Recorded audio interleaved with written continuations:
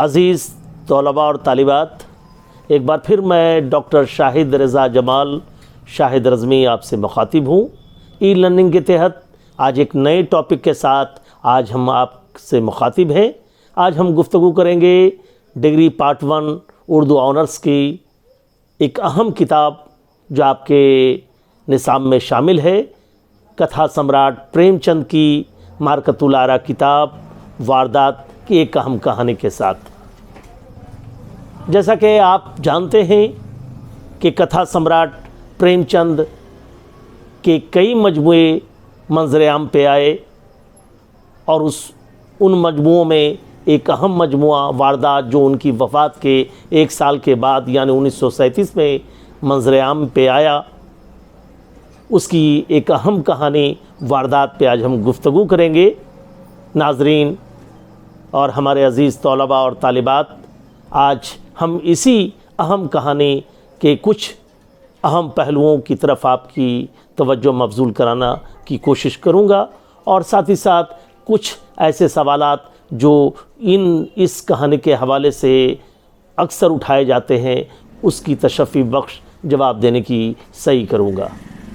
जैसा कि आपको मालूम है कि प्रेमचंद, जिन्हें कथा सम्राट कहा जाता है और जिन्होंने अपने फ़िक्शन का आगाज़ उर्दू से किया और वो हिंदी की तरफ मुराजात की, उनकी पैदाइश 31 जुलाई 1880 में लम्ही गांव बनारस में हुई थी और उनकी वफ़ात 8 अक्टूबर 1936 में हुई। ये इत्तफ़ाक़ है कि प्रेमचंद तरक्की पसंद मुसन्निफ़ीन की पहली जो कॉन्फ्रेंस हुई थी उसकी सदारत भी उनके ज़िम्मे रही और ये तारीख़ का एक अहम बाब है। प्रेमचंद के बारे में कहा जाता है कि वो आज़ादी से कबल, जबकि हम ग़ुलामी की ज़ंजीरों में जकड़े हुए थे, कई मजमुए उनके मंज़र-ए-आम पे आए और सोज़े वतन उनका पहला मजमुआ था जिसको अंग्रेज़ों ने ज़ब्त किया। वो कई कलमी नामों से लिखा करते थे। जैसा कि आपको मालूम है कि उनका असल नाम मुंशी धनपत राय प्रेमचंद था, लेकिन वो नवाब राय और डाल और रे के कलमी नामों से भी लिखा करते थे। उनके मजमुए, बहुत सारे मजमुए हैं, 300 से ज़ायद कहानियाँ हैं और दर्जनों नावल हैं, लेकिन कुछ मजमुओं के नाम इस तरह हैं कि सोज़े वतन, वारदात, प्रेम 25, प्रेम 32 और आखिरी तोहफ़ा वगैरह वगैरह। और उनके नावलों के नाम गोदान, बाज़ार हुस्न, चौगान हस्ती, मैदान अमल वगैरह है।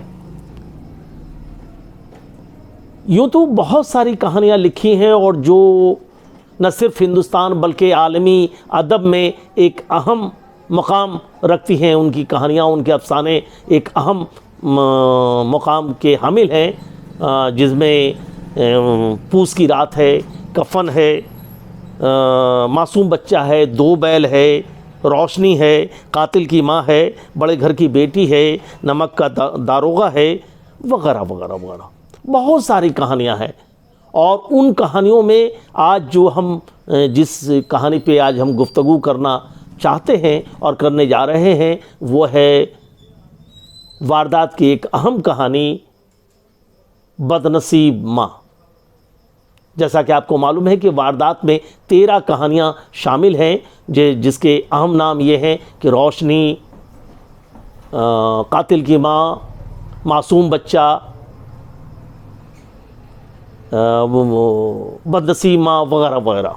और उसी वारदात की अहम कहानी में एक कहानी बदनसीब माँ है। आज हम इस पे आपसे कुछ गुफ्तगू करेंगे, कुछ बातें शेयर करेंगे और कुछ आपसे जानना चाहेंगे। जैसा कि आप जानते हैं कि इस कहानी के 4-5 किरदार हैं, अहम किरदार हैं जो इस तरह हैं। कहानी के अहम किरदार में पंडित अयोध्या नाथ है और उनकी बीवी फूलमती है और उसके 4 जवान लड़के हैं। बड़ा लड़का नाम कामता नाथ है, दूसरे का नाम उमानाथ है और तीसरे का नाम दयानाथ है और चौथे का नाम सीतानाथ है। ये 4 बच्चे हैं उनके। बड़ा भरा पूरा घर है ख़ानदान है, शोहरत है, उनके समाज में इज़्ज़त है और अल्लाह ने सब कुछ उनको नवाज रखा है। लेकिन और उनकी एक छोटी बेटी होती है कुमुद, जो अभी शादी जिसकी नहीं हुई होती है। तो ये 4 बच्चे और एक बेटी होती है और इसके और उस अयोध्यानाथ, पंडित अयोध्यानाथ की एक बीवी होती है फूलमती। और इस तरह घर बड़ा खुशहाल परिवार होता है। लेकिन अचानक पंडित अयोध्यानाथ की मौत वाक़ई हो जाती है और उनकी मौत हो जाती है और उस नागानी मौत की वजह से पूरा घर एक बिखर सा जाता है। और जब अयोध्यानाथ हयात से होते हैं तो फूलमती की हुकूमत होती है, उनके इशारे पे घर चलता है, उनके एक इशारे पे लोग जान लुटाते हैं और वो उनके कहने की कोई ना उनके कहे को काटता है और ना कोई उसके मर्ज़ी के ख़िलाफ़, फूलमती की मर्ज़ी के ख़िलाफ़ कोई काम करता है। लेकिन पंडित अयोध्यानाथ के गुज़र जाने के बाद हालात अक्सर बदल जाते हैं और फूलमती की हालत दिन ब दिन बतदरीज उसकी हालत गैर होती चली जाती है और उसकी हैसियत घर में एक नौकरानी से ज़्यादा नहीं होती। और वो कहानी किस्सा यूँ है कि अयोध्यानाथ का अचानक इंतकाल हो जाता है और सब गाँव वाले कहते हैं कि भगवान सबको ऐसी मौत दे। और उसके बाद यानी फूलमती बहुत बेसहारा महसूस करने लगती है। और लेकिन उनके बेटों का चेहरा और बेटी का चेहरा देखकर वो खुश होती है कि हालात बदलेंगे। लेकिन 12वीं और 13वीं में जब सराद का मौका आता है तो बेटों की गफलत और बहुओं की बेतवज्जही और बेमरवती की वजह से वो बहुत नाला होती है और ना किसी ब्राह्मणों का ख्याल रखा जाता है, ना आने वालों का ख्याल रखा जाता है और हत्ता के फूलमती की तवज्जो भी नहीं की जाती है। और यही 12-13 दिनों में उसकी हैसियत एक दूसरे दर्जे के फ़र्द की तरह हो जाती है और बहुत मलोल होती है और उदास होती है।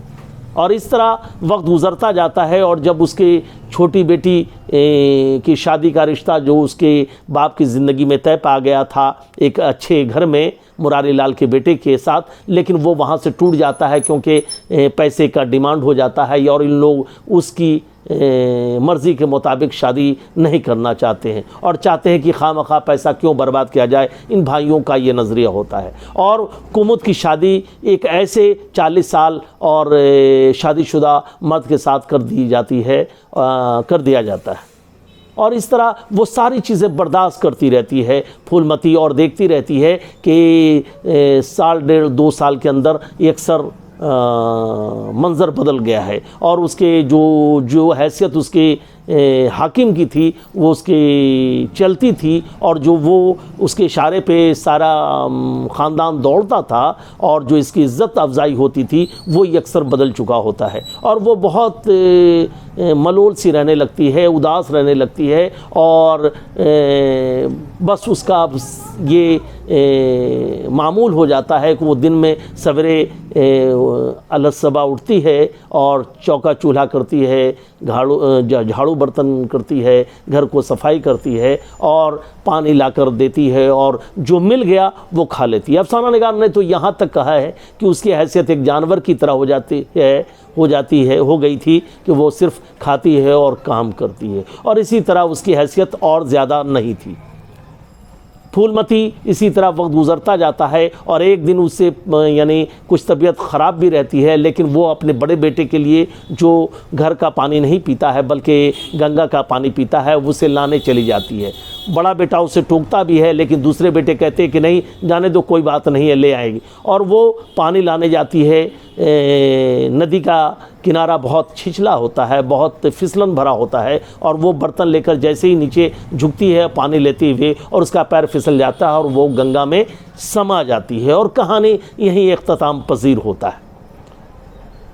और जब ये गंगा में समा जाती है तो उस वक्त एक ने पूछा कौन बुढ़िया है?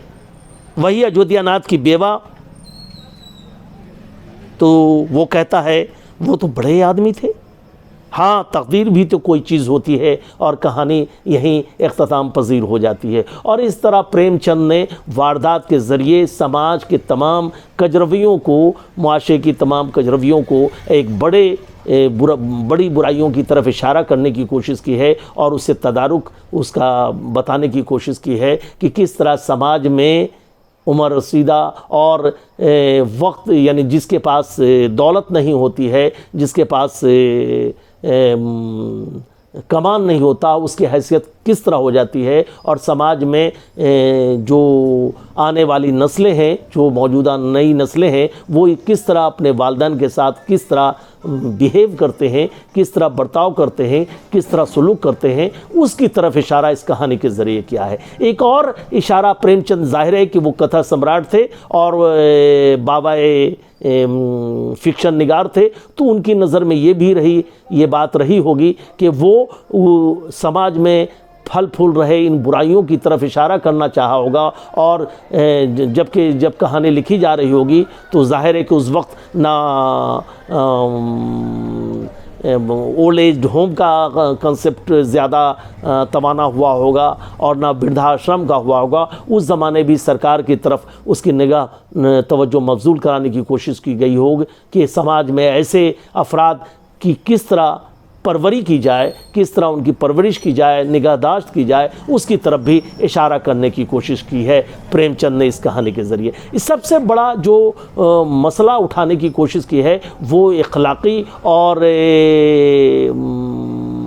जो समाज में पल रहे, जो वालिदैन की प्रति वालिदैन के तई जो अपने आने वाली नस्लों और उनके वारिसीन का जो रवैया है उसकी तरफ इशारा किया है कि आप उनका, यानी जिसका सब कुछ है वो कुछ नहीं होता आखिर में, और उसकी हैसियत जानवर से भी बदतर हो जाती है। और जैसा कि फुलमती के साथ उसके 4 जवान बेटों ने किया और उसकी 1-2 साल के अंदर जब वो अपने शौहर के सामने थी तो उसके इशारे पे पूरा घर चलता था, ख़ानदान चलता था, उसकी बड़ी इज्जत थी, वो उसके बगैर कोई नाश्ता भी नहीं ले जा सकता था, खाना भी नहीं खा सकता था और बगैर पूछे उससे कोई सामान इधर से उधर नहीं हो सकता था। लेकिन 2 बरसों के अंदर उसकी हालत इतनी गैर हो जाती है कि उसकी हैसियत नौकर से भी बदतर हो जाती है और आखिर में उसे अपनी ज़िंदगी देकर उसकी कीमत चुकानी पड़ती है।